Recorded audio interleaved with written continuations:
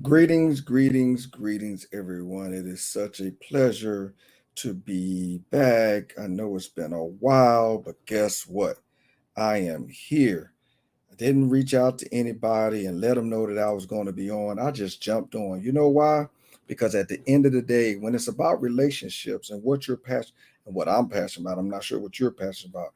But when it comes to relationships, I'm very passionate. And so I was having a conversation earlier and it just got my mind just running. So I decided to go live. So I am going to just talk to you a little bit, as I always do, about filling in the cracks. So this is my part of my filling in the cracks relationship series, and what it is designed to do is build on the foundation. So first, let me introduce myself. I am Warren, Mr. Bowtie Feaster, your marriage foundation specialist. My goal is to provide information and resources so that marriages will have longevity, not just longevity. My goal is that the two of you will come together and want to be together. Just as in the traditional marriage vows, it says, "To death do us part." I want you to enjoy the life that you two love together and live together. And that requires some works. That requires some work. Those that have been married for a long time, we understand that as the foundation has been built, sometimes there's going to be cracks in those foundations. So this series is designed to provide you information to fill in those cracks.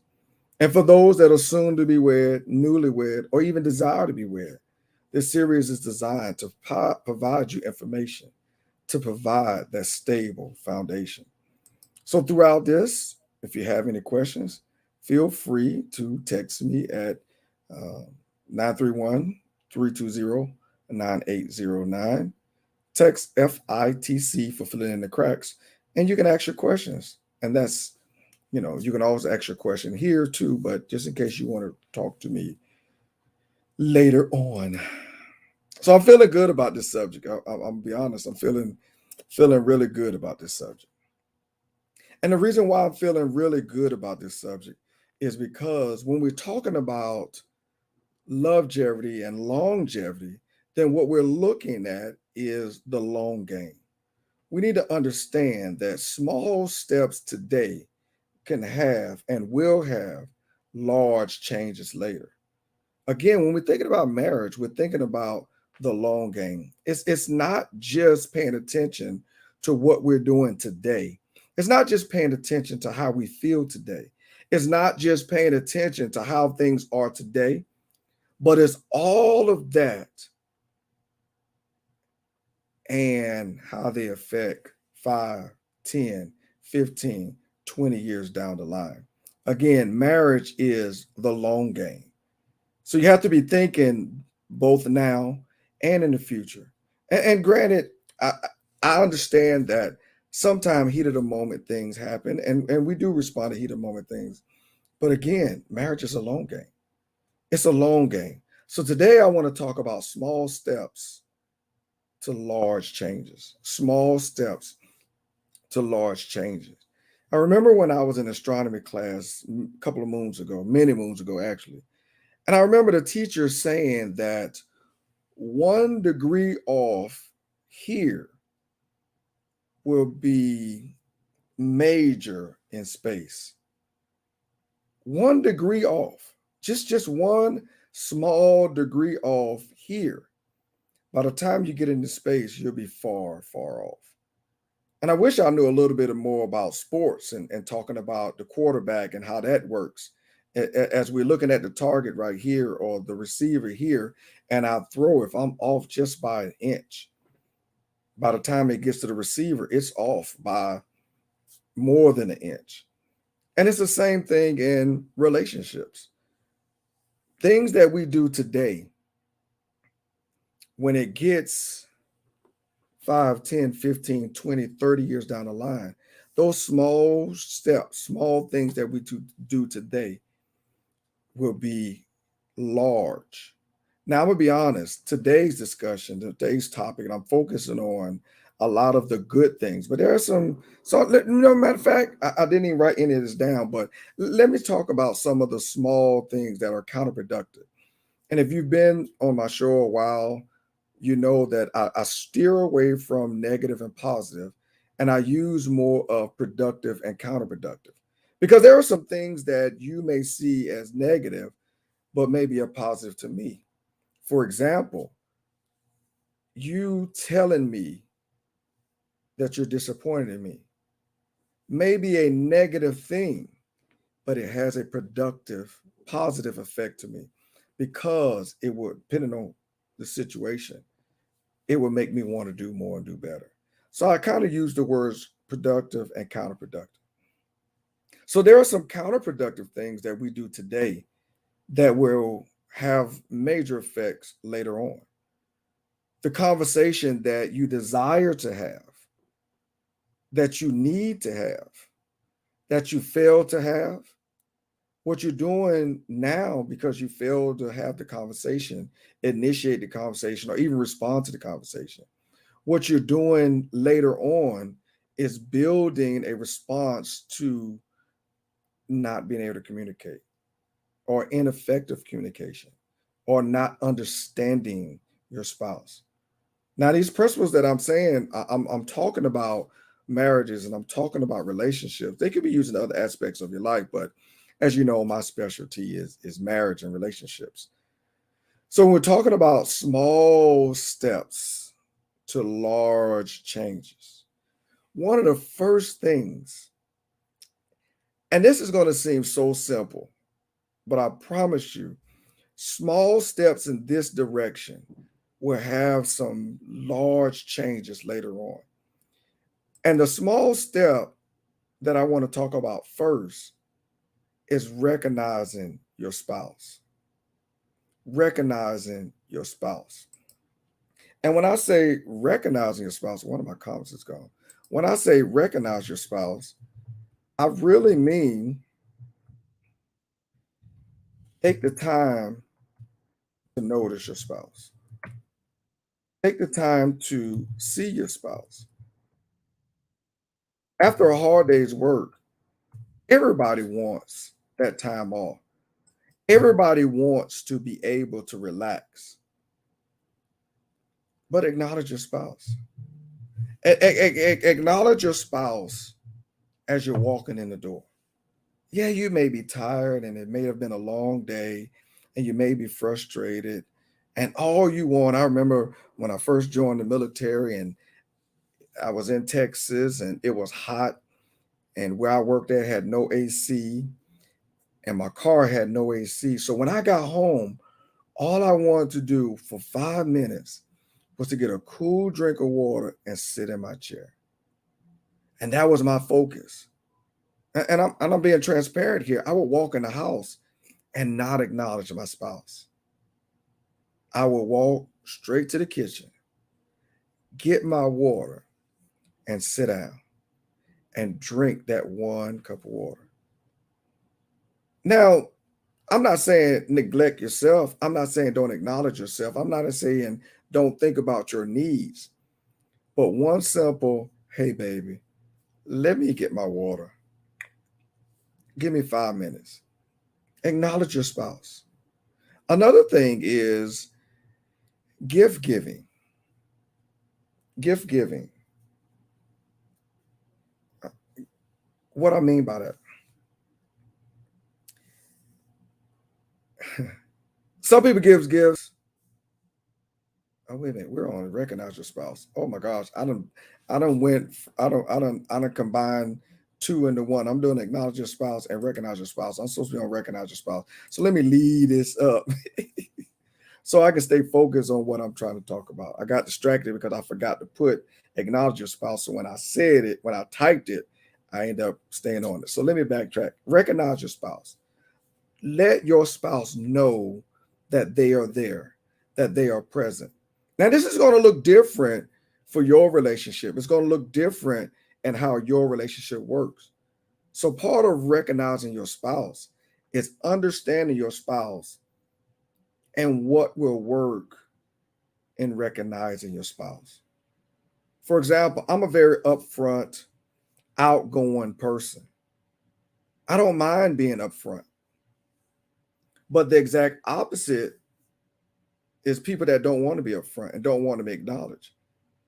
So if you are an outgoing person and your wife is not, take the time to, when you acknowledge your spouse in such a way that she doesn't feel like, or he doesn't feel like, that you are overbearing them, but recognize them in such a way that they're still comfortable with the recognition. Because there's going to be sometimes that's going to be uncomfortable, but recognize them in such a way that they're going to be comfortable in it. Instead of coming into the room and saying, "Here I am, and this is my wife," come in and say, "Here I am, and I have my wife with me," and slowly talk to people. Recognize your spouse. Sometimes we just want to be seen. I don't know if you know the story of, and I wish I knew his name, and I actually need to learn his name and read his book. I heard he has a book out, and it's pretty good. But there was a man that wanted to commit suicide, and he made up in his mind that he was going to jump off the Golden Gate Bridge. And he mustered up all the courage, and he went to the Golden Gate Bridge. And he said, "If one person would speak to me, just just just one person, if one person would speak to me, then I won't jump." That man stood there on the Golden Gate Bridge for 15 minutes and nobody recognized him. And he jumped. And he ended up surviving. But just imagine if one person had spoke to him. Sometimes the small change is simply to speak to your spouse. Recognize your spouse. The second point that I want to talk about is acknowledge. And I kind of spilled over into this on the last point, but acknowledge your spouse. Now you have to keep in mind when I say acknowledge your spouse, what I'm really saying is after you recognize your spouse, you acknowledge your spouse. You speak highly of, you point towards your spouse, you let your spouse know that they are present. There's some small, minute differences between recognizing and acknowledging. And really, all I want to talk about in this is, and I should have, this could be a series because, one of the things I always talk about is learning your spouse. So you have to learn how to acknowledge your spouse. I'm the type of person when I walk into a room, hey, you can put me on blast and let everybody know that I'm here. But then there are those that are not like that. And they don't want to be put on front. They don't want to be acknowledged like that. They just want to slide into the room and glide into the room. I mean, feel free to comment and ask your questions while I'm talking if you want to know certain things about it. But learning your spouse, oh my gosh, that's another whole series in itself, another whole conversation itself. But learning how to acknowledge your spouse. There's a story of a young girl in preschool, and she was a shy little girl, and all the kids were playing on this particular playground tour. I don't remember what it was. And she finally, after a while, I'm not talking about days, I'm talking about weeks of inching closer and closer, she finally got there and got on it. And one of the daycare workers or preschool workers saw the little child and was so excited and overjoyed, took off running and hugged this little girl and said, "Oh my gosh, oh my gosh." The problem was the little girl really didn't want all that overbearing attention. So part of acknowledging your spouse, part of learning your spouse is also knowing how to acknowledge him. My third point that I want to talk about, and I'm gonna be honest, this is probably the hardest. And there's more things that I could talk about today, but just narrowed it down to three for today. But the third thing that I want to talk about is probably the hardest. And I think I want to get to this third point and really talk about it a little bit. Third point I want to make is expect little to no immediate change or response. Some of you might be saying, well, why am I doing it anyway? Remember, marriage is the long game.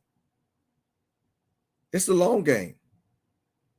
So if I've been conducting myself or behaving one particular way, and all of a sudden, out of the blue, I do something totally different, why should I expect an immediate change? Over time, that change could and may happen. Over time. So don't be discouraged, because marriage is the long game. The little changes that you do today, you may not see anything. You may not get it to, and look, and honestly, I could have put on here, be mindful of the immediate change, because it may be the exact opposite. But remember, marriage is a long game. I am doing things today that will affect the relationship later on. I'm doing things today that are going to build a relationship up later on. I'm doing things today that I'm going to prosper from later on. Remember, I'm doing productive things today. I'm not sure how many of you garden or how many of you do any type of planting, but if you garden, the day you plant the seed is not the day of the harvest. The next day, 2, 3 weeks, you may not see any change. But the good thing is, we may not see any changes, but there's some changes going on. So first, the seed grows down to develop its roots before it grows up. So when I say expect little to no change right now, what you're doing now is digging roots for the harvest later. So I want you to go into this thinking not about what could happen right now, but what could happen later on. So if you have some ideas or some thoughts, feel free to share them with me. I would love to hear from you. You can like, comment, and share here. I'll come back and check again, or you can text FITC for filling in the cracks to 931-320-9809. My goal, my aim, and my desire, as I said before, is for you to have longevity in your relationship. Marriage is a long game. I want you to enjoy the time that you have with your spouse. Marriage is work, but if you put in the work, the benefits are great. Well, Mr. Bowtie Feaster, your marriage foundation specialist, I thank you for listening. I always like to end with my 3 points of interest. 1, the center of everything is family. 2, be the best you that you can be. And 3 is called life. Live it. Have a great day.